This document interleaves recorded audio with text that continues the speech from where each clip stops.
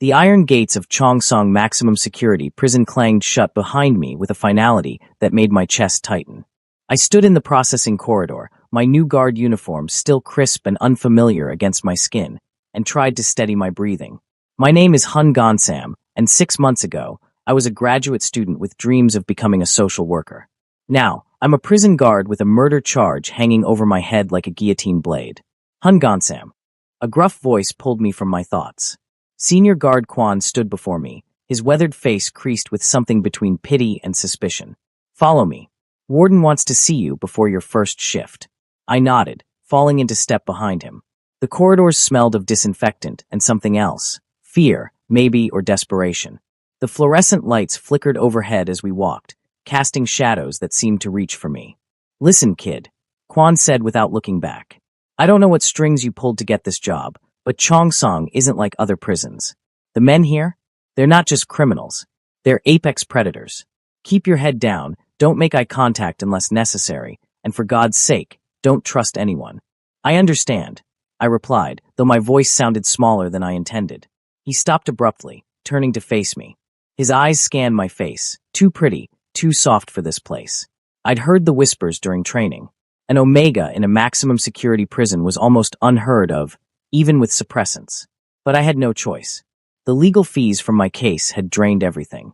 My family had turned their backs on me when the accusation came. This job, dangerous as it was, paid well enough to keep my lawyer fighting. You're an Omega, Quan said bluntly. It wasn't a question. That's going to make things harder. These men can smell weakness, and some of them. He trailed off, shaking his head. Just be careful, especially around Block D. Block D. Maximum security within maximum security. The worst of the worst. That's where they keep Park Nunde. The name sent a chill down my spine. Everyone in Korea knew that name.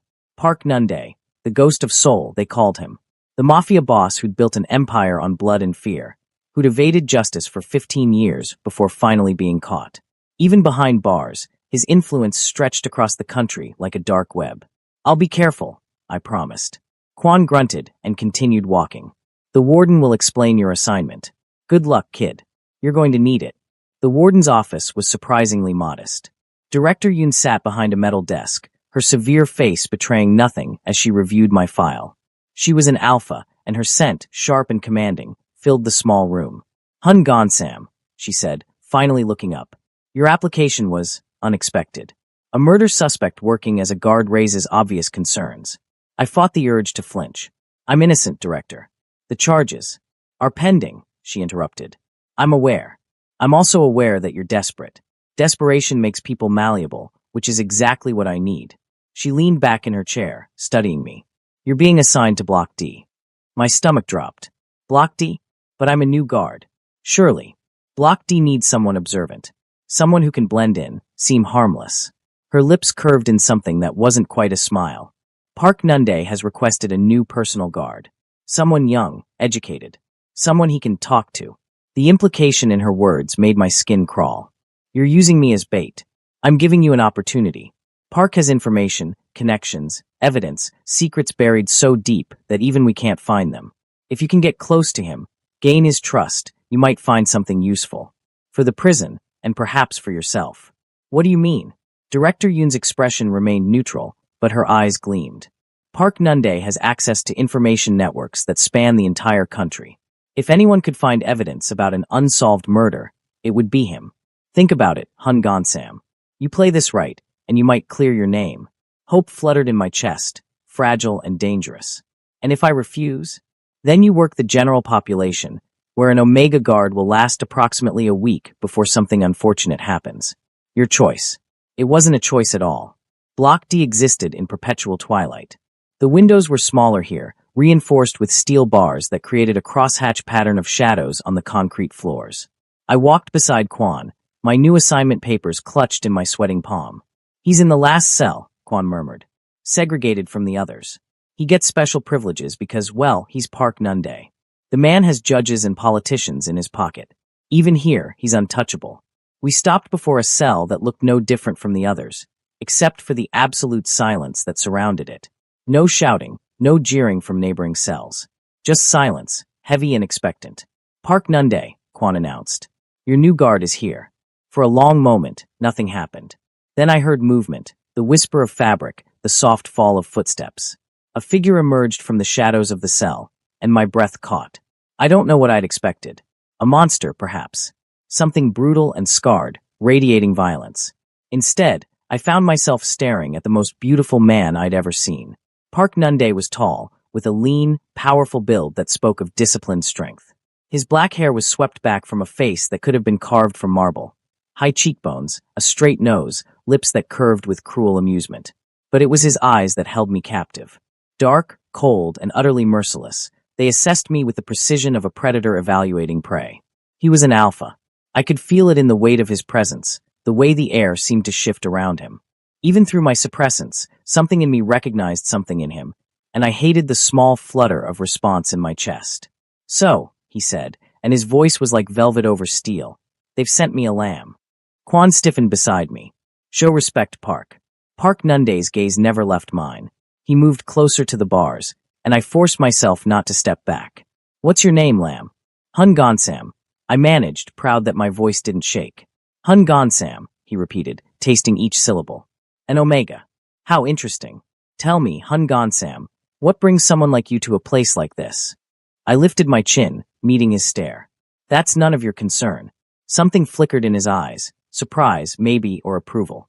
A slow smile spread across his face, and it was the most dangerous thing I'd ever seen. "Oh, I like you already. This is going to be fun." Quan cleared his throat. "Hun will be your primary guard. He'll escort you to recreation, handle your meals, and supervise any visits or activities. You'll treat him with respect, or face consequences."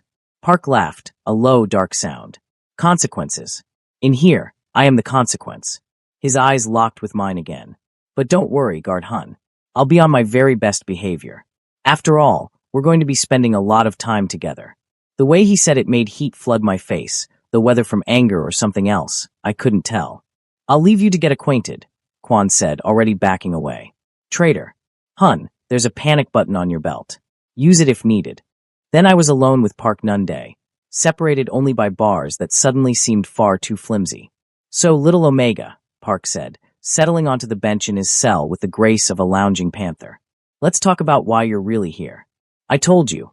You're here because you're desperate. I can smell it on you, underneath those suppressants. Fear, hope, desperation." He tilted his head. "And something else. Innocence." "No, not quite. You're accused of something, aren't you? Something you didn't do." My heart hammered. "How did you?"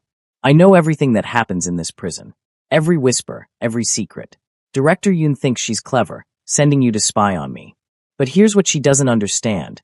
I've been waiting for someone exactly like you." "What are you talking about?" Park stood and walked to the bars, gripping them with long, elegant fingers.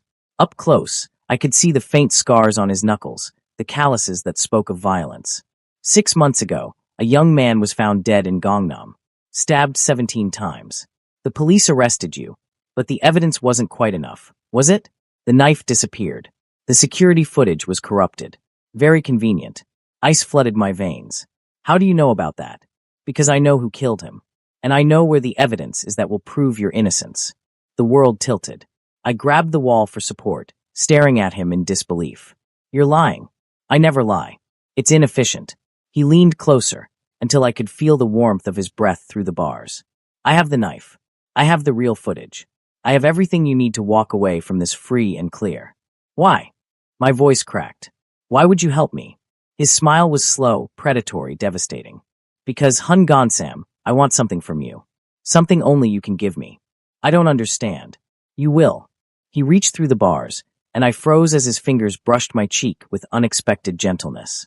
"I've been alone in this cage for 3 years. Surrounded by guards who fear me, inmates who worship me, and administrators who want to use me. But you're different. You're pure, unspoiled. And I want you." I jerked back, heat and anger flooding through me. "I'm not for sale. Everyone's for sale, little Omega. It's just a matter of price." He withdrew his hand, his expression hardening. "Here's my offer. You give me what I want, your time, your attention, your companionship. In exchange, I'll give you your freedom. Piece by piece, I'll hand over the evidence.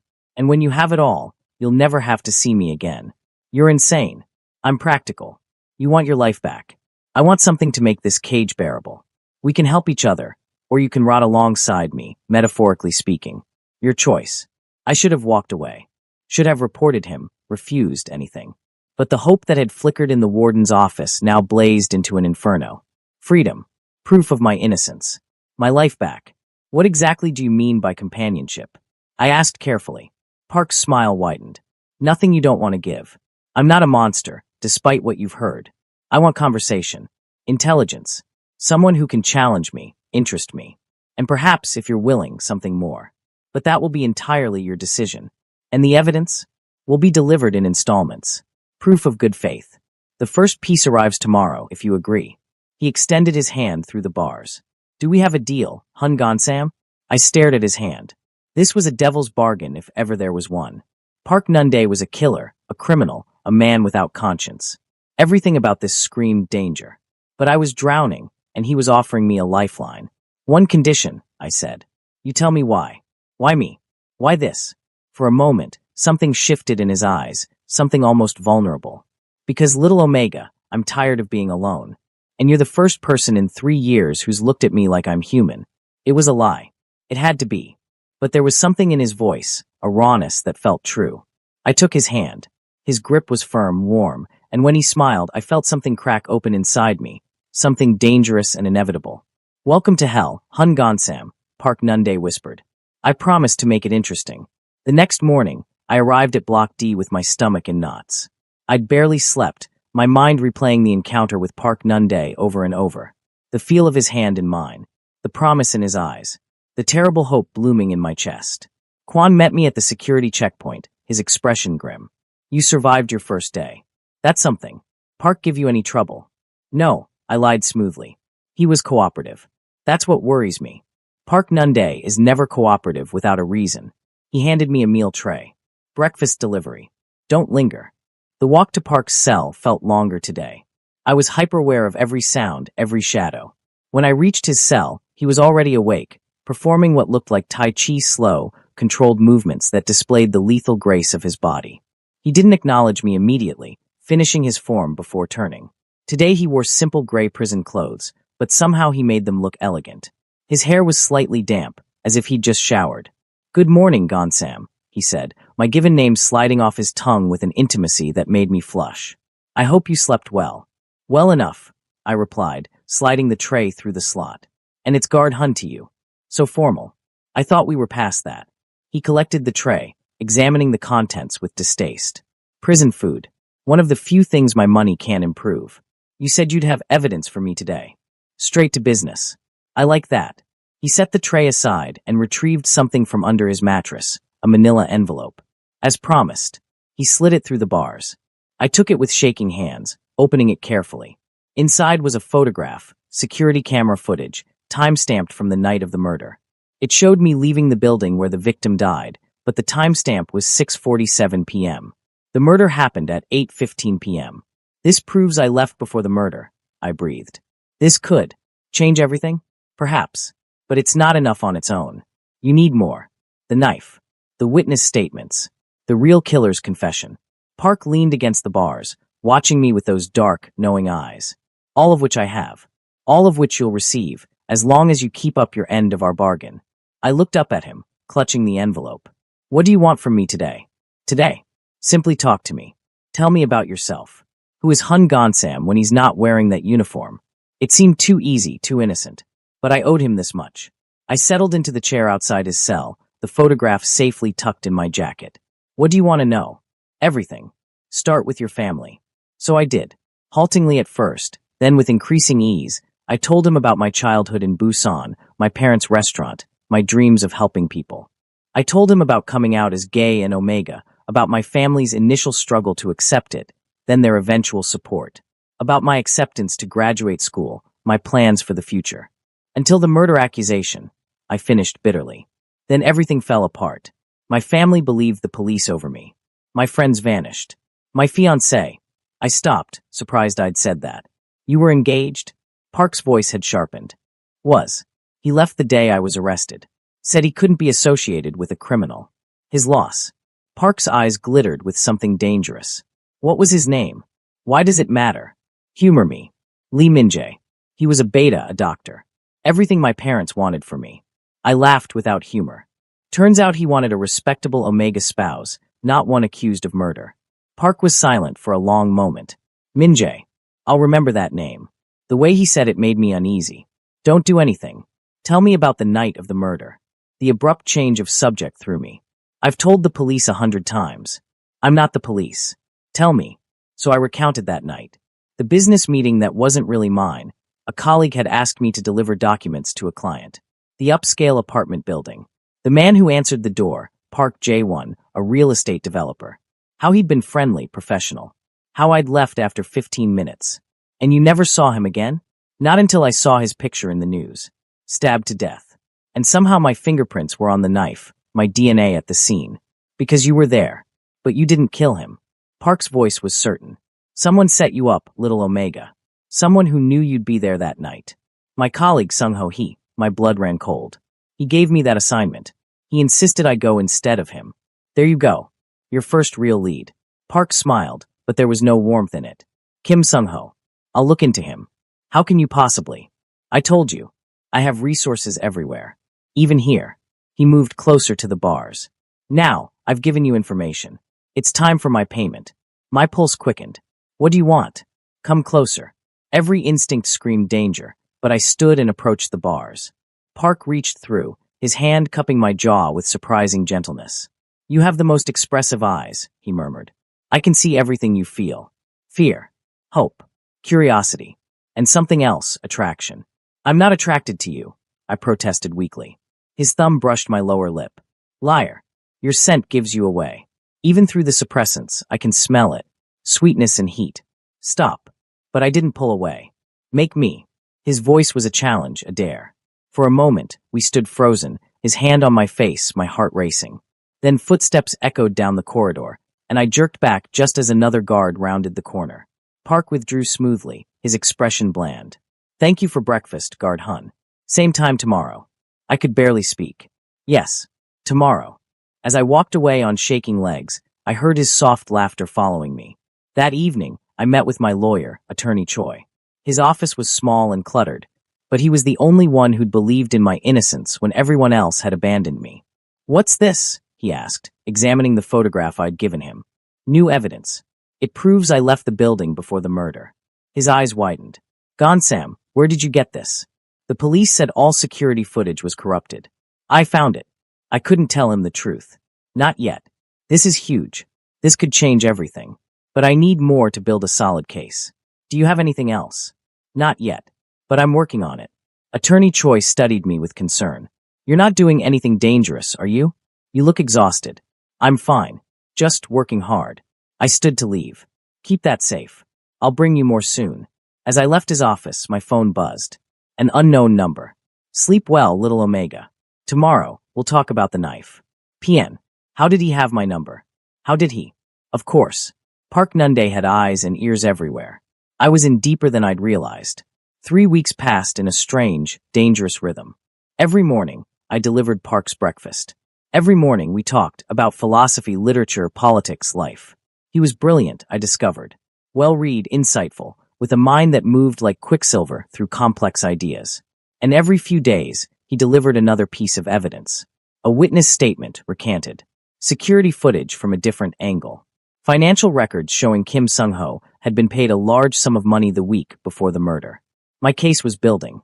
Attorney Choi was ecstatic, though increasingly suspicious about my sources. I deflected his questions, focused only on the endgame, my freedom. But something else was building too. Something I didn't want to acknowledge. I was beginning to care about Park Nunde. It started small. The way he remembered details from our conversations. How he'd had books delivered to the prison library, books he thought I'd enjoy. The time he'd noticed I was coming down with a cold and had somehow arranged for medicine to appear in my locker. You're getting too close to him, Kwon warned me one afternoon. I can see it. You smile when you go to Block D now. You stay longer than necessary. I'm doing my job. Your job is to guard him, not befriend him. Park Nunde is dangerous. Don't forget what he is. But that was the problem. When I was with Park, it was hard to remember he was a monster. He never spoke of his crimes, never showed the cold brutality he was famous for. With me, he was simply Nunde. Intelligent, lonely, surprisingly gentle. I was falling under his spell, and I knew it. It was a Tuesday morning when everything shifted. I arrived at Park's cell to find him different, tension radiating from his frame, his usual composure cracked. He was pacing, a caged panther, dangerous and volatile. "What's wrong?" I asked, concern overriding caution. He turned, and his eyes were black with fury. "Your ex-fiancé, Lee Min-jae." Ice filled my stomach. "What about him?" "He's getting married. To someone else. Next month." Park's hands clenched into fists. "I thought you should know. The news should have hurt. A month ago, it would have destroyed me. But now, I felt only a distant ache. How do you know this?" "I told you. I know everything." He crossed to the bars, gripping them. "He doesn't deserve you. He never did. Why do you care?" The question hung between us. Park's expression shifted, something raw and unguarded crossing his face. "Because he stopped, jaw clenching. "Because you deserve better. Someone who sees your worth. Who wouldn't abandon you when things got difficult. Someone like you?" The words slipped out before I could stop them. "Yes," he said simply. "Someone exactly like me." The honesty of it stole my breath. "Nunde, come here. Please." I shouldn't have. Every rule, every warning, every shred of common sense said to stay back. But I moved to the bars, close enough to touch. Park reached through, his hands framing my face with a tenderness that made my chest ache. "I can't give you freedom, not the kind you'll have when this is over. I can't give you a normal life, or take you to nice restaurants, or meet your family. But I can give you truth. And the truth is, Hun Sam, I haven't been able to stop thinking about you since the moment you walked into my cell." "This is insane," I whispered. "You're a prisoner. A criminal. We can't. We already are." His thumb traced my cheekbone. "Tell me you don't feel it. Tell me I'm imagining the way you look at me now, like I'm more than just a means to an end." I couldn't, because he was right. "I'm scared," I admitted. "Of you. Of this. Of what it means." "Good. Fear keeps you sharp. But don't let it keep you from living." He leaned closer, until only the bars separated us. "May I kiss you?" My answer was to close the distance between us. The bars were cold against my chest, but his lips were warm, gentle at first, then deepening with a hunger that matched my own. It was wrong on every level, guard and prisoner, omega and alpha, freedom and captivity. But in that moment, nothing had ever felt more right. When we finally pulled apart, we were both breathing hard. Park's eyes had lightened, some of the darkness receding. "Well," he said, voice rough, "that complicates things." A laugh bubbled out of me, slightly hysterical, but genuine. "You think? I have something for you," he said, releasing me reluctantly. He retrieved another envelope. "The knife. Or rather, evidence of where it's hidden. This is the last major piece you need. Give this to your lawyer, and you'll be free." I took it, but the victory felt hollow now. And then what? We never see each other again. That was the deal. I don't want that anymore. Park's expression softened into something almost sad. "Sam, when you're free, you'll remember what I am. What I've done. This place, this situation, it's not real life. Out there, you'll have your future back. You'll meet someone good, someone who deserves you. What if I want you? Then you're more foolish than I thought." But he was smiling. "Let's take this one day at a time. Get your freedom first. Then we'll see." That afternoon, everything fell apart. I was in the locker room when I heard the alarms. Lockdown. Something had happened in Block D. I ran, my heart in my throat, security protocols forgotten. When I reached the block, it was chaos, guards everywhere, medical personnel rushing past. "What happened?" I grabbed Kwan's arm. His face was grim. "Park. Someone tried to kill him. Poison in his food." The world tilted. "Is he alive?" "But barely. They've taken him to the infirmary." Kwan's eyes narrowed. "You delivered his breakfast this morning. Did you notice anything unusual?" The accusation in his voice was clear. "You can't think Director Yoon wants to see you. Now." The interrogation lasted 3 hours. They suspected me, of course, the new guard, the one who'd gotten close to Park. They searched my locker, my apartment, questioned my every movement. But they found nothing, because I'd done nothing. Finally, Director Yoon released me. "You're suspended pending investigation. Leave your badge and weapon. I need to see him. Park, I need. No contact. Those are the rules." I left the prison in a daze, my mind reeling. Someone had tried to kill Nunde. Someone with access to his food, his cell. Someone who knew. My phone buzzed. Another unknown number. "Stay away from Park Nunde if you want to live. This is your only warning." I spent 3 days in agony, suspended from work, cut off from any news about Nunde's condition. Attorney Choi called twice, excited about the new evidence I'd given him, but I could barely focus on our conversations. All I could think about was Nunde, alone in that infirmary, possibly dying. On the fourth day, my phone rang. Kwan. He's asking for you, he said without preamble. Park. He's awake, and he's refusing to cooperate with the investigation unless he sees you. Is he okay? He will be. Whatever poison they used, it wasn't quite enough to kill him, though not for lack of trying. Kwan sighed. Director Yoon has agreed to let you visit. Once. She thinks you might be able to get information out of him about who did this. When? Now. I'm outside your apartment. The prison infirmary was small, secure, and heavily guarded. They'd moved Nunde here from the hospital wing once he was stable enough. I showed my temporary clearance to 3 different guards before finally being allowed into his room. He lay on the narrow bed, connected to N4, his normally golden skin pale and drawn. But his eyes were alert, and when they landed on me, they blazed with intensity. Gone Sam, he breathed. I crossed to him in 3 strides, all professionalism forgotten. You idiot. You beautiful, stupid idiot. A weak smile touched his lips.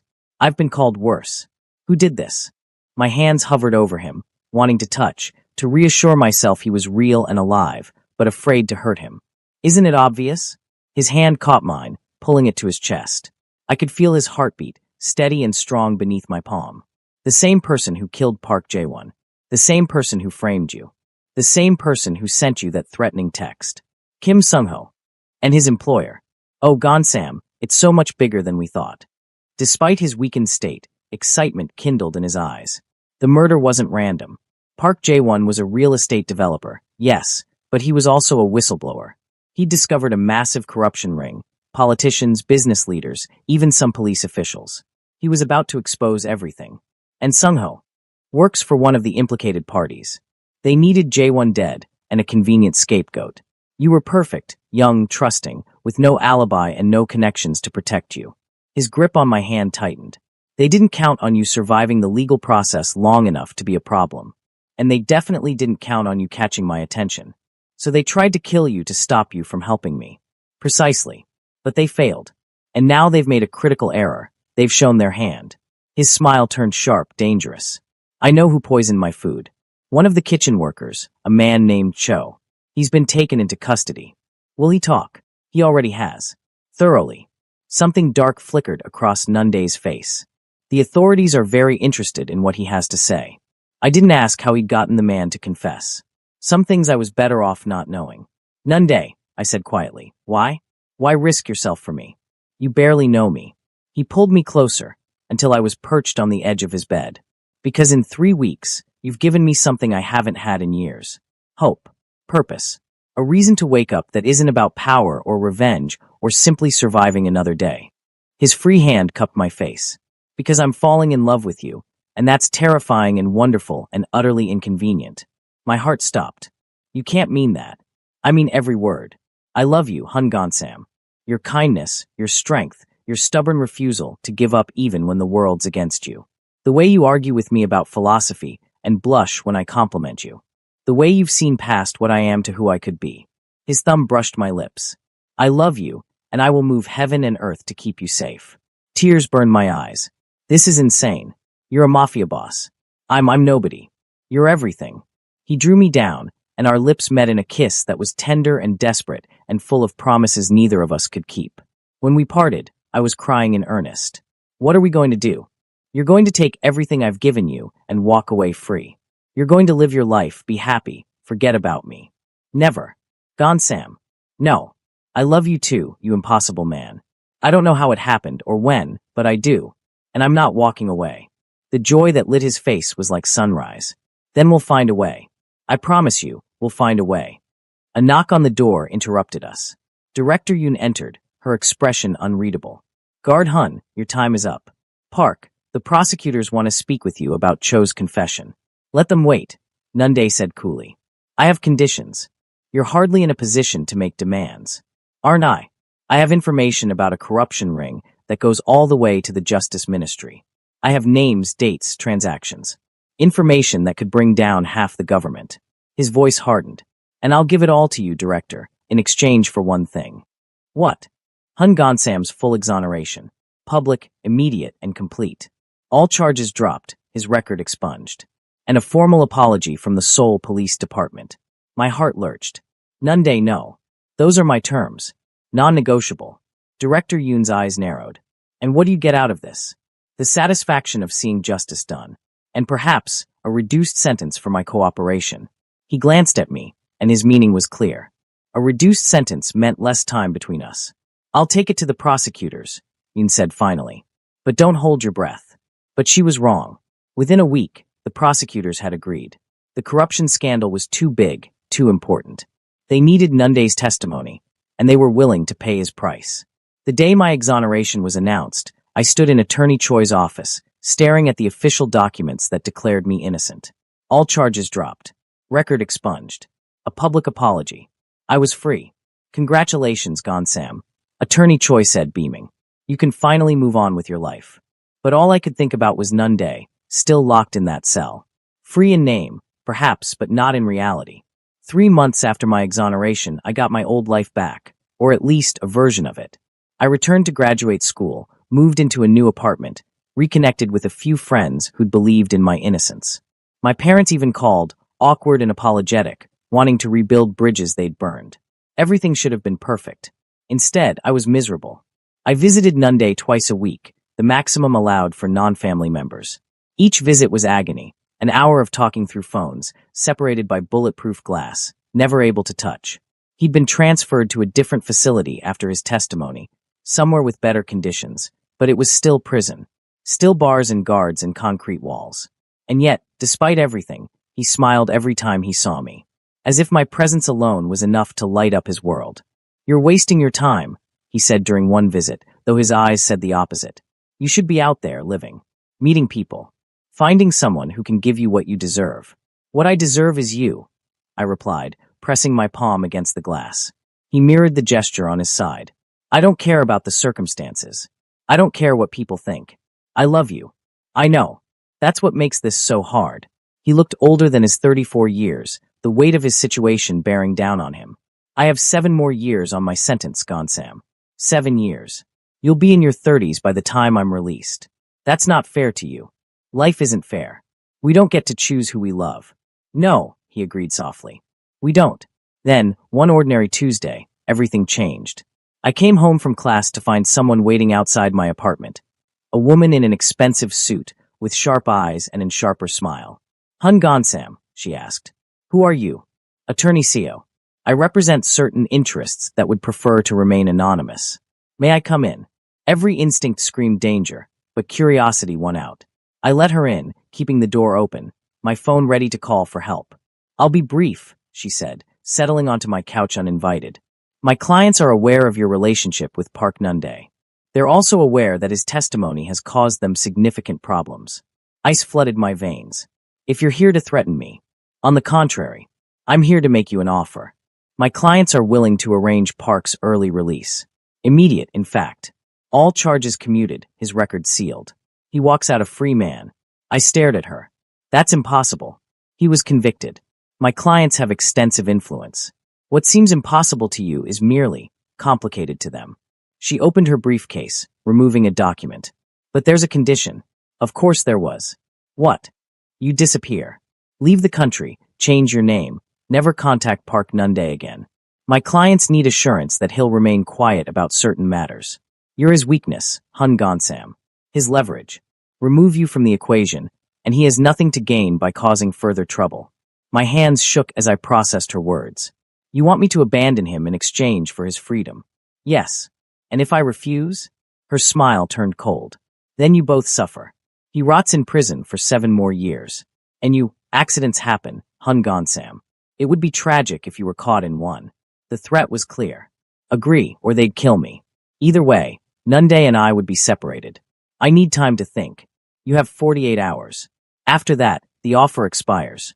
She stood, leaving the document on my coffee table. Choose wisely.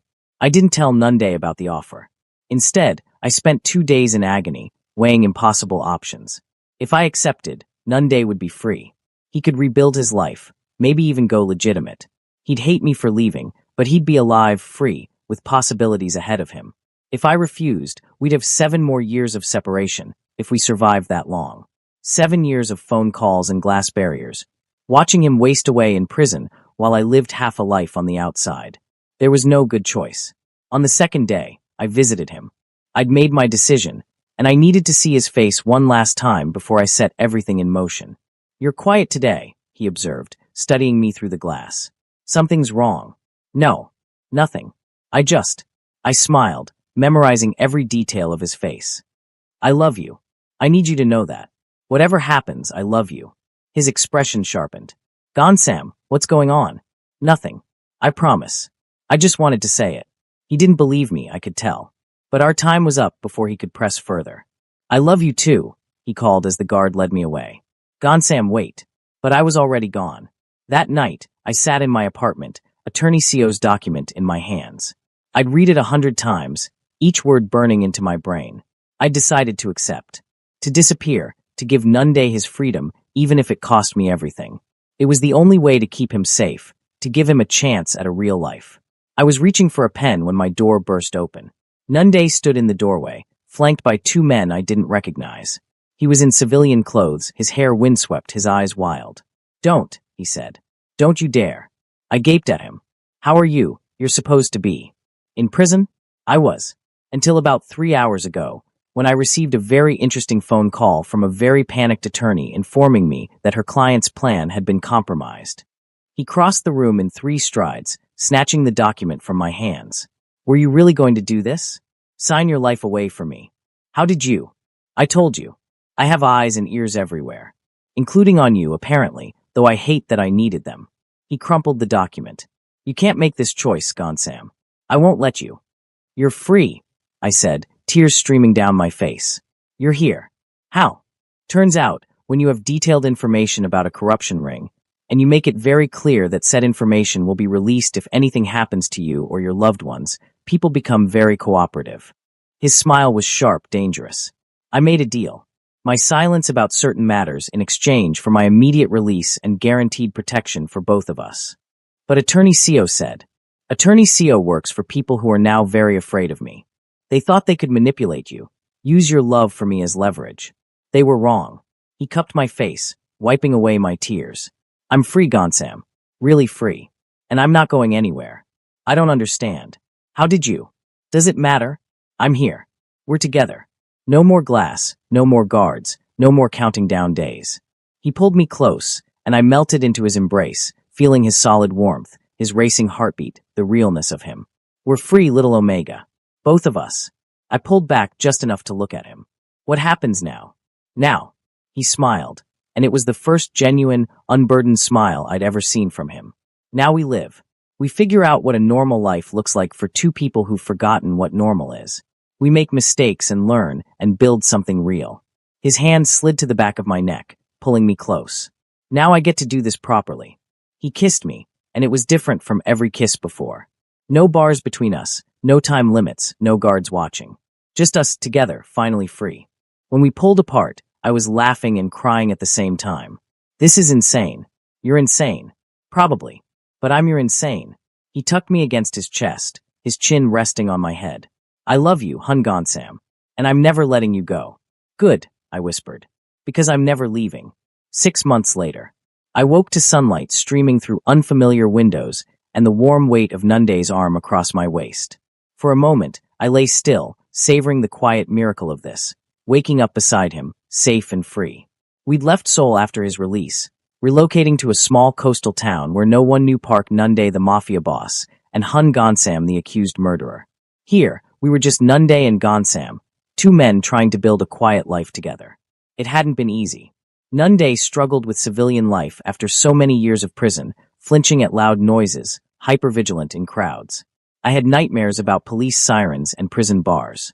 We both carried scars, visible and invisible. But we were healing. Together. "You're thinking too loud," Nunde murmured against my neck, his voice rough with sleep. "I can feel your brain working." "Sorry. Didn't mean to wake you." "I'm not complaining." He pressed a kiss to my shoulder, his hand sliding across my stomach. "What time is it?" "Early. We don't have to get up yet." "Good." He pulled me closer, and I could feel his contentment in the relaxed lines of his body, the steady rhythm of his breathing. I had a dream about you last night. Oh, was I heroic and dashing? You were pregnant. I froze. What? In my dream. You were pregnant, glowing, beautiful. We were in a house with a garden, and you were showing me the nursery you'd painted. His hand splayed protectively over my stomach. It felt real, like a glimpse of the future. My heart raced. Nunde, we haven't talked about. I'm on suppressants, and we've been careful. I know. It was just a dream. But there was longing in his voice, a yearning he couldn't quite hide. But would it be so terrible? If it wasn't just a dream. I turned in his arms to face him. Are you saying you want children? I'm saying I want a future with you. Whatever that looks like. And if that future includes children. He touched my face gently. I never thought I'd have this. A partner, a home, the possibility of family. I thought I'd die in prison, alone and unmourned. But you gave me hope, Gonsam. You gave me everything. You gave me my life back, I countered. My freedom, my future. We saved each other. Then let's make something beautiful with what we've built. He kissed me softly. What do you say? Want to take the next step with me? I should have been scared. We'd only been living together for 6 months. We were still figuring out how to be a couple outside of prison walls and desperate circumstances. Having children was a huge step, one that would change everything. But when I looked at Nunde, at the hope and love shining in his eyes, I felt only certainty. Yes, I said. Let's start a family. For months later. I'm pregnant. I stared at the test results in my trembling hands, my doctor's congratulations echoing in my ears. Pregnant. With twins. I'd gone off suppressants 3 months ago, knowing it could take time to conceive. Apparently, it hadn't taken any time at all. My body had been ready, eager even, to embrace this new chapter. I drove home in a daze, my mind whirling with 1,000 emotions, joy, terror, excitement, anxiety. How would Nunde react? We talked about children, but talking and doing were very different things. I found him in our garden, working on the raised beds he was building for spring planting. He'd taken to gardening with unexpected passion, finding peace in working with his hands, nurturing growing things. He looked up as I approached, and his smile faded when he saw my expression. What's wrong? Nothing's wrong. I handed him the test results. I'm pregnant. 12 weeks. And there's 2. Twins. For a long moment, he stared at the paper, his expression unreadable. Then he looked at me, and tears shone in his eyes. Twins, he breathed. We're having twins. Are you okay? Is this too much? Too fast? Because if you're not ready. He silenced me with a kiss, deep and emotional and full of joy. When he pulled back, he was smiling wider than I'd ever seen. I'm more than ready. Gonsam, I'm going to be a father. We're going to be fathers. He dropped to his knees, pressing his face against my still flat stomach. Hello, little ones. This is your Appa speaking. I know I've made mistakes in my life, done things I'm not proud of. But I promise you, I'm going to be the best father I can be. I'm going to protect you, love you, and make sure you grow up safe and happy. Tears streamed down my face. You're going to be an amazing father. We both are. He stood, pulling me into his arms. Thank you. Thank you for loving me, for saving me, for giving me this incredible gift. We gave it to each other, I whispered. 7 months later. Labor was hell. 23 hours of contractions, pain, exhaustion, and fear. Nunde never left my side, holding my hand, coaching my breathing, whispering encouragement even when I cursed him for putting me in this situation in the first place. I can see the head, Dr. Kim announced. One more push, Gonsam. I bore down with everything I had left, and suddenly, the room filled with the most beautiful sound I'd ever heard, a baby's cry. It's a boy. Dr. Kim held up a tiny, squalling bundle. A healthy baby boy. Nunde was crying openly, his hand gripping mine like a lifeline. He's perfect. Gonsam, he's perfect. One more, Dr. Kim said. Your other baby wants to meet his father's too. 5 minutes later, another cry joined the first. Another boy. Congratulations, you have twin sons. They placed both babies on my chest, skin to skin, and I gazed down at them in wonder. They were tiny, wrinkled, perfect. One had Nunde's dark hair, the other my lighter coloring. Both had the same tiny nose, the same delicate fingers. Hello, my loves, I whispered. Welcome to the world. Nunde leaned over us, his arm around my shoulders, tears streaming down his face. What should we name them? We talked about names for months, never quite deciding. But now, looking at our sons, I knew. Minho, I said, touching the darker-haired twin. For hope. And Jae-sun. I touched his brother, for goodness. because they represent all the hope and goodness in our lives. Minho and Jae-sun, Nunde repeated, his voice thick with emotion. Perfect. They're perfect, and I love them more than life itself. He kissed my forehead. And I love you, more than I ever thought possible. I love you too, I said, gazing at our little family. More than words can say. 3 years later. Appa, Papa, look. I looked up from the dinner I was preparing to see Minho running toward me, clutching a flower he'd picked from our garden. Behind him, Jae-sun toddled along, not quite as fast on his feet, but just as determined. That's beautiful, baby, I said, accepting the slightly crushed flower. Is that for me? For you. Minho beamed, his smile so much like Nunde's it made my heart ache. Papa said flowers make people happy. Papa's very smart. I scooped him up, kissing his chubby cheek. And yes, this flower makes me very happy. Nunde appeared in the doorway, Jae-sun perched on his hip. Sorry, I tried to stop him from picking your roses, but he was determined. It's fine. I have plenty of roses. I only have one Minho. I set our son down, and he immediately ran to play with his brother. Dinner's almost ready. Can you get them washed up? On it. But he paused, crossing to me and pulling me into a kiss. Have I mentioned lately how much I love you? Not in the last hour, you slacker. He laughed, the sound rich and warm. I love you, Hungansam. Thank you for this life, this family, this impossible happiness. I looked around our kitchen, at the drawings the twins had made taped to the fridge, at the toys scattered across the floor, at the man I loved holding our son. This life we'd built from ashes and despair. Thank you, I replied, for saving me, for loving me, for giving me everything I never knew I needed. That evening, after the twins were asleep and the house was quiet, Nunde and I sat on our back porch, watching the stars emerge. His arm was around my shoulders, my head resting on his chest, listening to the steady beat of his heart. Do you ever think about how we met? I asked. How impossible all of this seemed. Every day. I think about the terrified young man who walked into my cell, looking like he'd stumbled into hell. I think about how you saw past the monster everyone else saw. His hand tightened on my shoulder. I think about how you saved me in every way a person can be saved. You saved me first. Then we're even. He tilted my face up, kissing me softly. I spent so many years living in darkness, thinking I'd die there. Then you walked into my cell like a beam of light, and suddenly I could see possibilities I'd never imagined. Love, family, redemption. All because of you. All because of us, I corrected. We chose each other. Every day, we keep choosing each other. And I'll keep choosing you, every day for the rest of my life.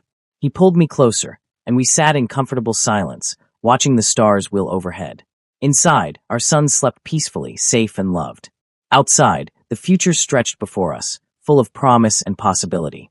We'd been through hell together, prison bars, murder accusations, dangerous criminals, and impossible choices. But we'd emerged stronger, our love forged in fire and tested by everything life could throw at us. And now, finally, we were free. Not just from prison or accusations or the past, but free to build the life we wanted. A life of quiet mornings and noisy dinners, of garden flowers and children's laughter, of steady love and hard-won peace. Gonsam, Nunde murmured. Thank you for believing in me, for loving me when I didn't deserve it, for giving me a reason to be better. I smiled, pressing a kiss to his jaw. Thank you for being my impossible miracle, for fighting for us, for building this beautiful life with me. He turned, capturing my lips in a kiss that still made my toes curl after all these years. When we pulled apart, we were both smiling. I love you, he said simply. I love you too. Forever. And in that moment, wrapped in his arms under the stars, with our children sleeping safely inside and a lifetime of tomorrows stretching before us, I knew one thing with absolute certainty. We'd found our happy ending. And it was just the beginning. 10 years later. The garden party was in full swing, our backyard filled with friends, neighbors, and the joyful chaos of children playing. Minho and Jae-sun, now 13, were teaching some of the younger kids to play soccer. My parents were here too, fully reconciled with us now, doting grandparents who'd come to love Nunde despite their initial reservations. Look at them, Attorney Choi said, watching the twins with a fond smile. He'd become a close friend over the years, watching our family grow. Hard to believe they're the same babies I met 10 years ago.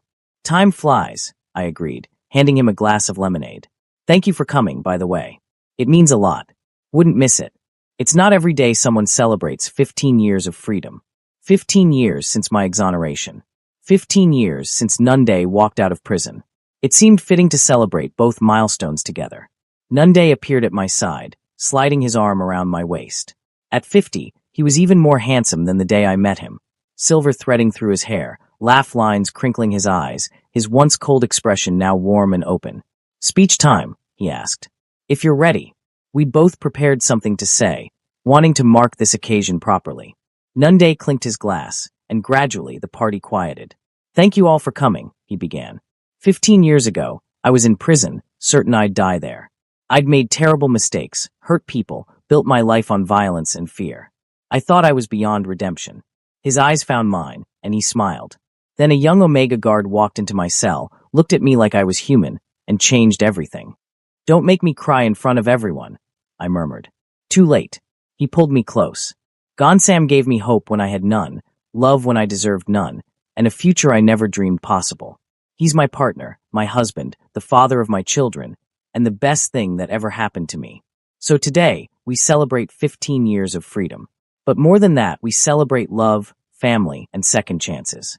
He raised his glass. "To new beginnings." "To new beginnings," everyone echoed, raising their glasses. Then it was my turn. I took a deep breath, looking around at all these people who'd become our family, blood relatives and chosen family alike. 15 years ago, I was accused of murder, abandoned by almost everyone I knew, and certain my life was over. Then I took a job I wasn't qualified for, met a man I should have feared, and fell in love in the most impossible circumstances. I squeezed Nunde's hand. People ask me sometimes if I regret how we met, if I wish our story had been different, easier, more conventional. And my answer is always no. Because every hardship, every obstacle, every impossible choice led us here. To this life, this family, this love. I raised my glass. To the journey that brought us home. To the journey